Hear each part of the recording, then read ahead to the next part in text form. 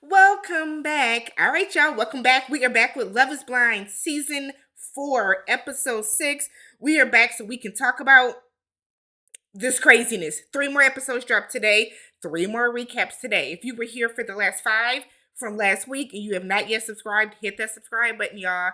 Hit that subscribe button, hit that subscribe button.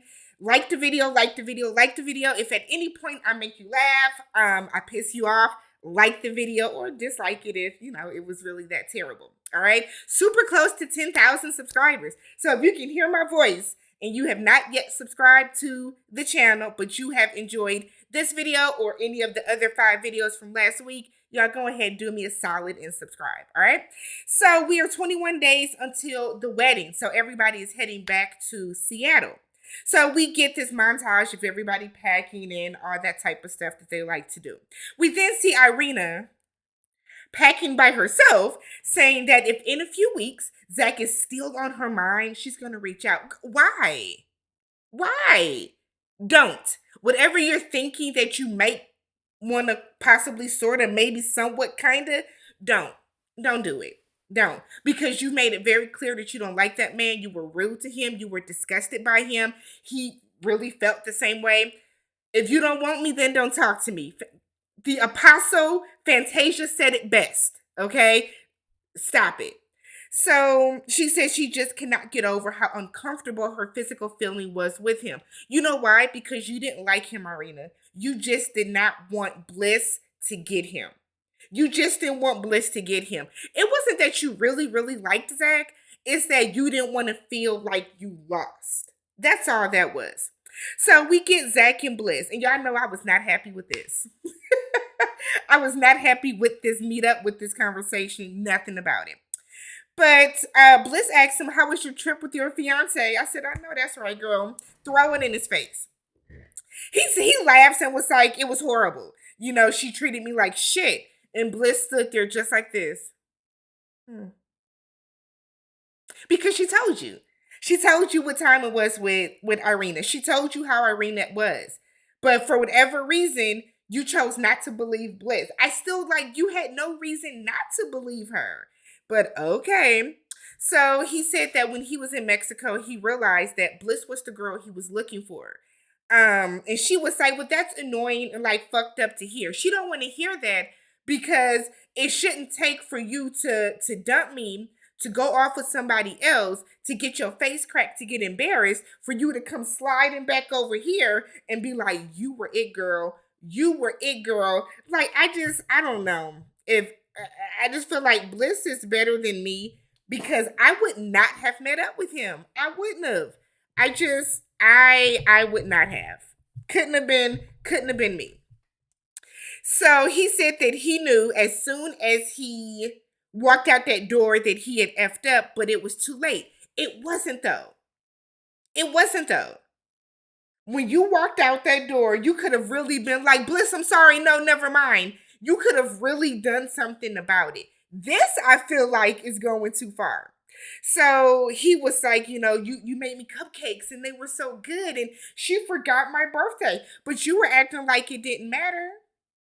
You were acting like it didn't matter. I don't like Zach. And I feel like because he is really backtracking on a bunch of stuff. The stuff that you're saying is all stuff that, I can't. So she was like, I'm questioning you now because it seems like you're backtracking. He is moonwalking all up and through this restaurant because you're now pointing out things that she was pointing out that you were downing her for and saying she was being messy and everything else. She told you who Irina was. She is somebody that was seeing Irina in the flesh, seeing how she was reacting, how she was acting, how she was behaving, everything about Irina. You were seeing Irina, well, not even seeing her, you were talking to Irina through the wall. Okay, Zach. So then she was like, it's just a weird scenario. It is. It's a very weird. It's a very weird scenario. So then he was like, he's like, you're my type. Maybe a little nerdier. She was like, I'm nerdy. I just don't look like it. And I always wonder, like, what is a nerd? Back in the day, a nerd was somebody that wore glasses, right? I have worn glasses my whole life. I can't see. I cannot see. I remember being in first grade with glasses on. So I feel like people do at that time in the 80s when I was a baby, the late 80s when I was a kid, where people would see you with glasses on, they did assume you were a nerd. Now I feel like, what is the criteria for being a nerd? Because everybody wears glasses. Glasses are trendy. Glasses are fashionable. I had braces in high school, and I remember having braces at a point was being nerdy. So, like, what is when you say you're looking for somebody that's nerdy, what is that even now? You know what I mean?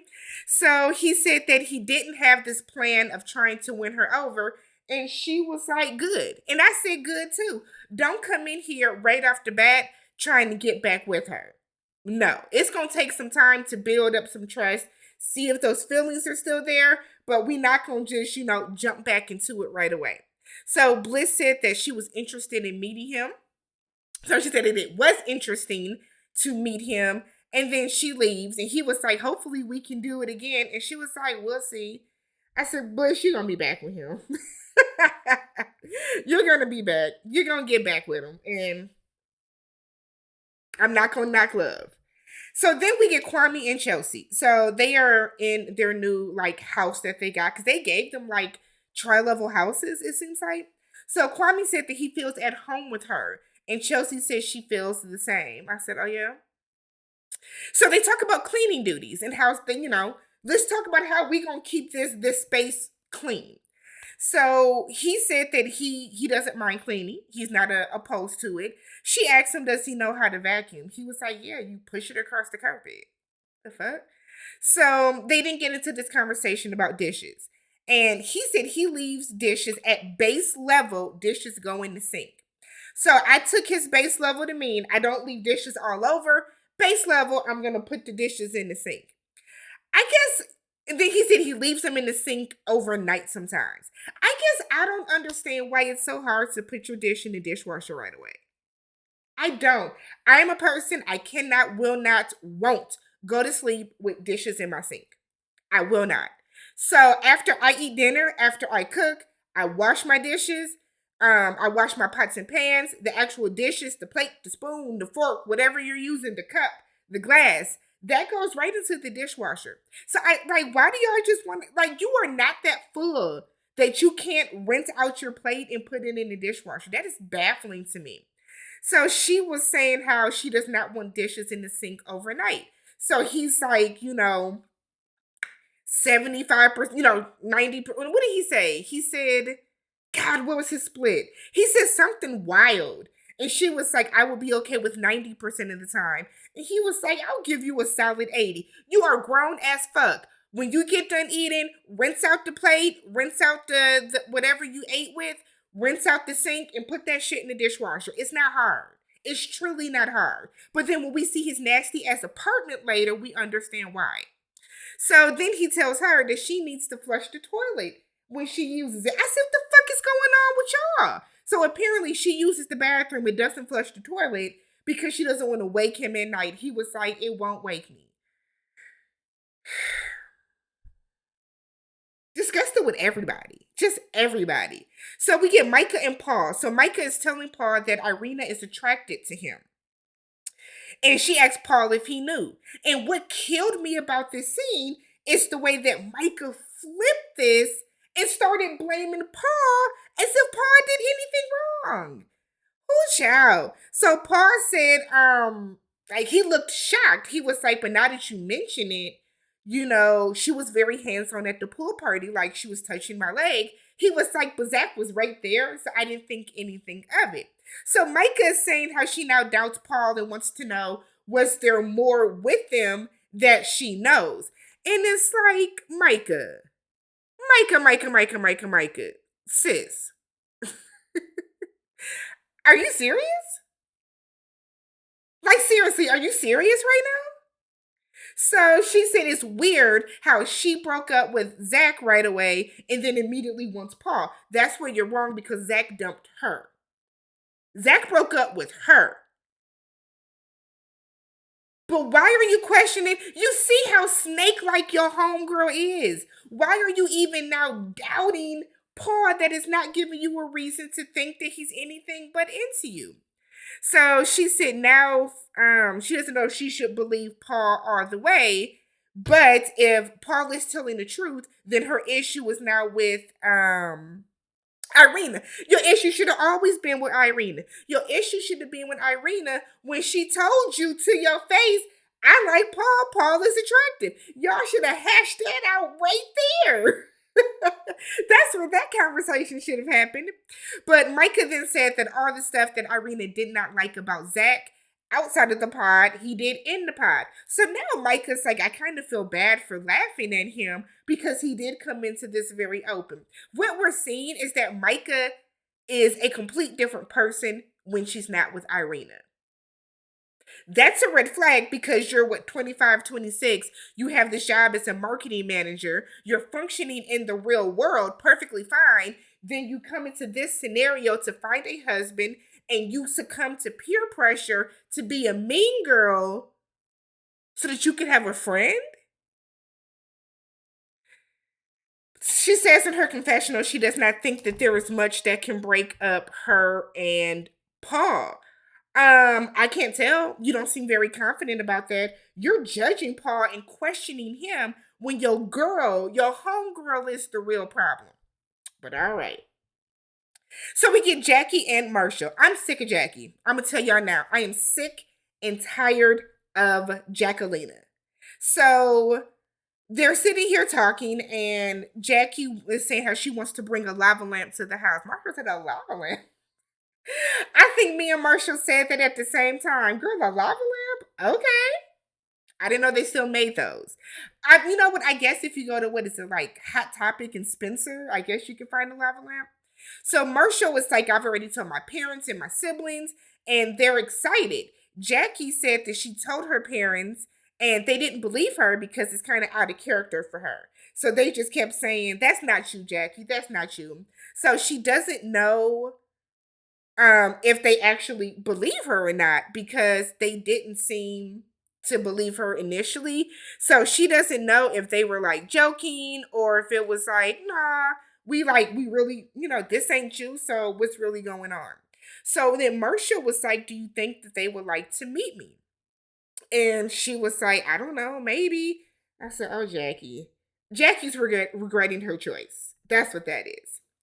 Brett and Tiffany, so they're at home and they're in the new space and they're talking about how Tiffany likes a clean bathroom, very, very clean. But Brett gets out the shower and he just leaves water all over the floor. But they're both really happy. They're both in love with each other. Like they don't have any real issues that we have seen. Not yet, at least. We then get to Micah and Paul. It is the morning after. We are to assume they have consummated. And Micah is saying that she plans to talk to Irina that night about Paul. Them playing footsie and the camera zooming in on their feet was like really bothering me because there was no reason that we had to have we had to be looking at them do they little awkward footsie. We didn't need to see that. We get to Chelsea's apartment. Kwame is there and he was like, her whole house is pink. The whole house isn't pink. She has pink accents. She got some pink towels, couple pink plates. I think what her Keurig was pink, her toaster was pink. I feel like that's standard for a woman for the most part. That stuff like that is standard.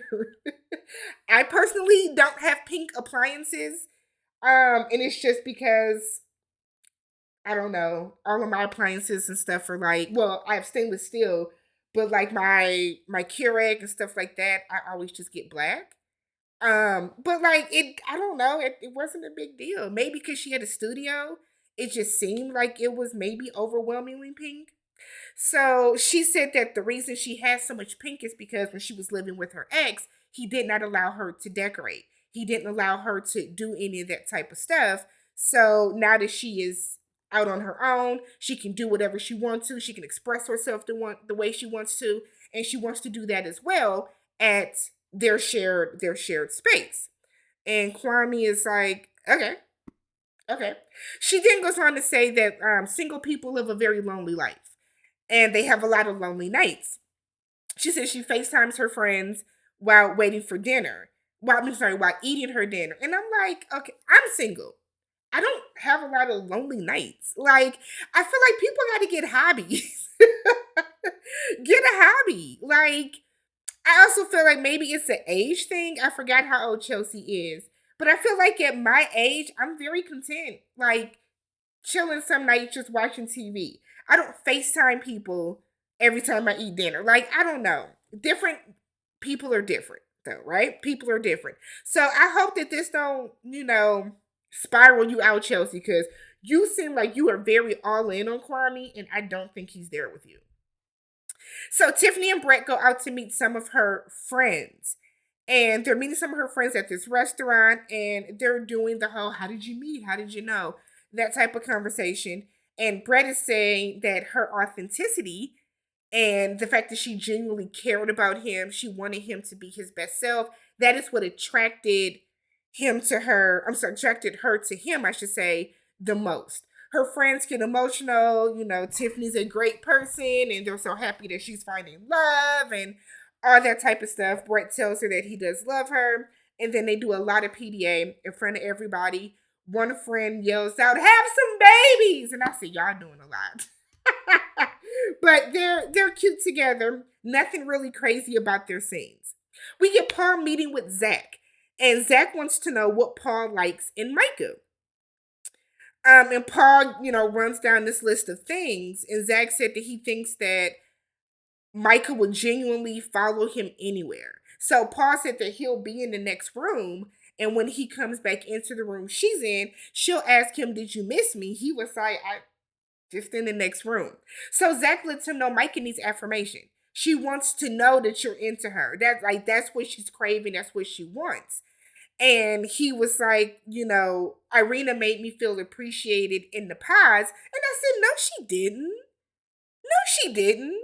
You just sat up there with Bliss and listed all the things that all the red flags that Irina really had for you. Or that the red flag that you had for her, I should say, in the pods. So how can you turn around now and say she made you feel appreciated? You just wanted to talk about Irina. So he then goes on to say that he met up with Bliss and the chemistry was crazy and it was wild. He said that Bliss is the full package and he feels like Bliss is the one. You knew that shit in the pods.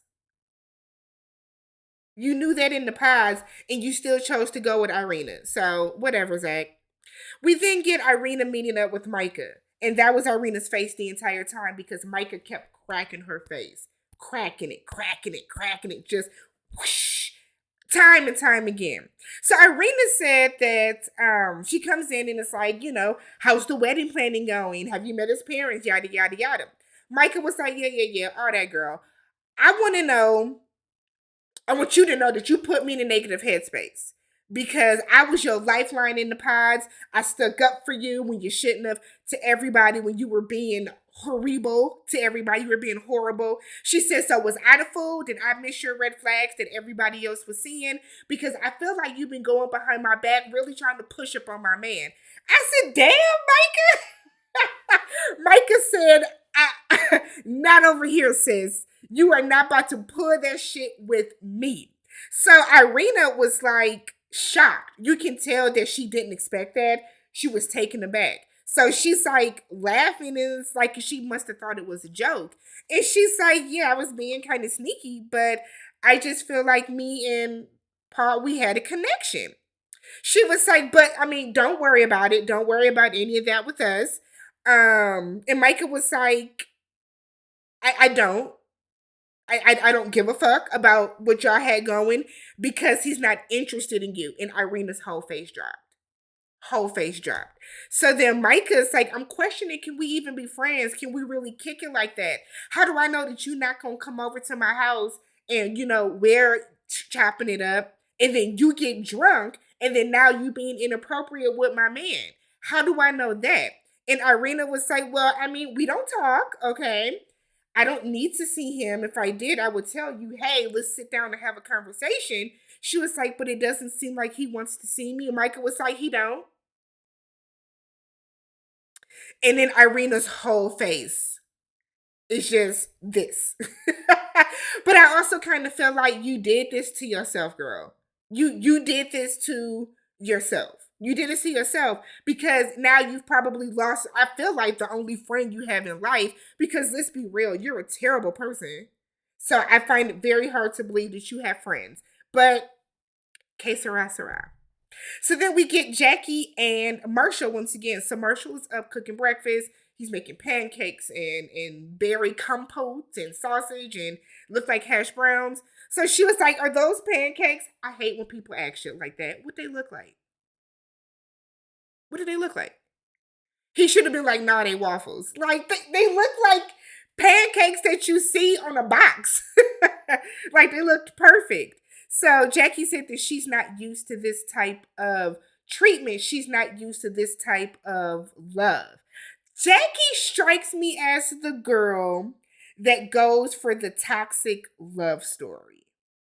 Jackie is the girl that wants to go for the guy that she knows is wrong for her, that she knows ain't shit, but that's the guy that she likes. She doesn't like the nice guy. And I feel like she is going to chew Marshall up and spit him out, and you hate to see it. You hate to see it. Finally, we get Kwame and Chelsea in this very tense, unnecessary scene. So apparently, Chelsea's dad is coming over. Kwame is clearly nervous. We know that Kwame is nervous because Kwame don't want people to know that he's black. So Kwame wants to fit in with white people so bad that he's nervous about her white father coming over, seeing that he is a black man and feeling the type of way. Let's just put it out there. That's what Kwame's nervous about. Chelsea said in her confessional that she didn't share too many details with her dad. So she doesn't know if he'll be fully supportive.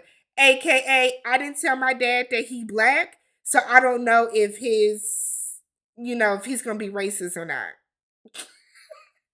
That's what I got out about that. I kind of feel like you should lead with that. And let me just say this, I have no issue with interracial dating whatsoever, right?